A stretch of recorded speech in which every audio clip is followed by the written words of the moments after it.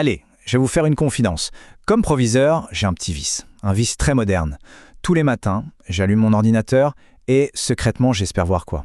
Un beau tableau de bord avec des indicateurs bien verts, des courbes qui grimpent. C'est un plaisir un peu honteux, cette illusion que tout est simple dans un monde qui, on le sait bien, ne l'est pas du tout. Mais voilà, derrière ces chiffres si nets, si propres, il y a une réalité bien plus rugueuse. Ce fameux tableau de bord, c'est un peu la promesse qu'on peut maîtriser le vivant comme on gère des stocks. Il met dans des cases, il classe, il compare. Et c'est vrai que face à un score qui ne pleure pas, qui ne proteste pas, on a l'impression de tenir les rênes. C'est dans ce besoin d'ordre que le mot Singapour surgit souvent, presque comme une formule magique contre le désordre. Cette phrase, elle résume parfaitement cette tentation. La tentation de préférer la clarté d'un chiffre au désordre bien réel d'une salle de classe. Et c'est justement cette simplification qui nous amène au point de départ de notre analyse. Tout commence avec une page officielle du gouvernement français. Un titre qui sonne comme une promesse, presque comme une recette de cuisine pour fabriquer de l'excellence à l'école. Et c'est ce slogan qui, sans le vouloir, transforme tout un pays en un simple mode d'emploi. Cette petite phrase, elle a l'air de rien comme ça, bien intentionnée, mais elle est un peu dangereuse. Elle laisse penser qu'un écosystème national entier, avec son histoire, sa culture, peut être mis en boîte et importé tel quel. C'est oublier un peu vite que le résultat, ce n'est pas le chemin, et qu'un élève, ce n'est pas une moyenne.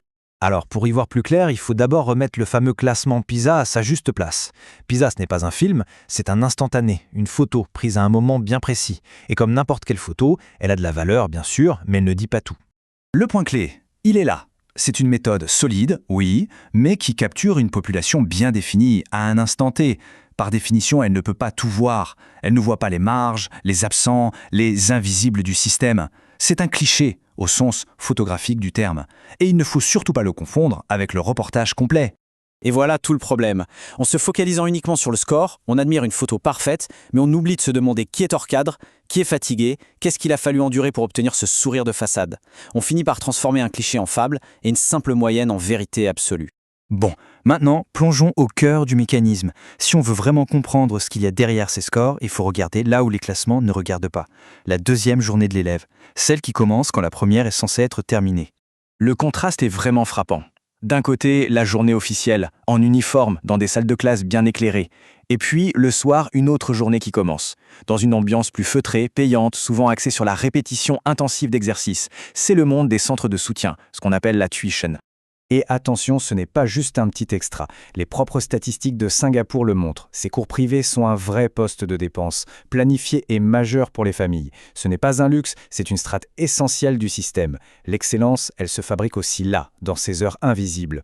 La motivation derrière cette deuxième journée, ce n'est pas seulement l'amour d'apprendre. Il s'agit avant tout de sécuriser une position qui est perçue comme fragile dans un système ultra compétitif. On travaille pour ne pas perdre sa place, pour ne pas décevoir. La performance devient une question de survie sociale.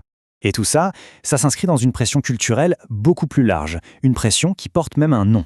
Tiasu, ce n'est pas qu'un mot exotique, c'est la logique culturelle qui rend cette école après l'école presque normale, voire nécessaire. C'est cette idée que sa place est précaire, qu'il faut la défendre tout le temps et que le moindre relâchement peut vous coûter un rang, peut-être même un avenir. Cette atmosphère, bien sûr, elle façonne la manière dont les jeunes vivent la réussite. Pas seulement la manière dont elle est fabriquée pour les classements. L'erreur, ici, ce n'est plus une étape pour apprendre. Ça devient une faute sociale, une menace. Et ça nous amène à un dernier point, le plus difficile sans doute. Une question qui touche aux fondations même de ce qu'on appelle l'éducation. La question peut sembler provocatrice, c'est vrai, mais elle est indispensable pour aborder le dernier élément du cadre éducatif singapourien. Un élément qui, disons-le, change complètement la perspective. Ici, le point crucial, ce n'est pas de savoir si c'est fréquent ou pas, c'est le principe. La violence physique n'est pas, par principe, bannie de la relation éducative. Et même si le geste est rare, sa simple possibilité légale pèse dans l'atmosphère. Une menace officielle, c'est une présence.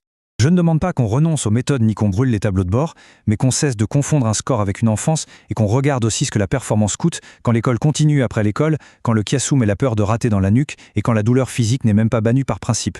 Parce qu'une éducation digne de ce nom n'élève pas à coups d'indicateur et elle n'élève jamais à coups de canne, elle élève quand un adolescent peut encore lever les yeux vers son avenir sans sentir qu'il va tomber s'il respire. Pour information, cette analyse s'appuie sur des documents officiels du gouvernement français, de l'OCDE, sur les statistiques de Singapour et sur des recherches universitaires.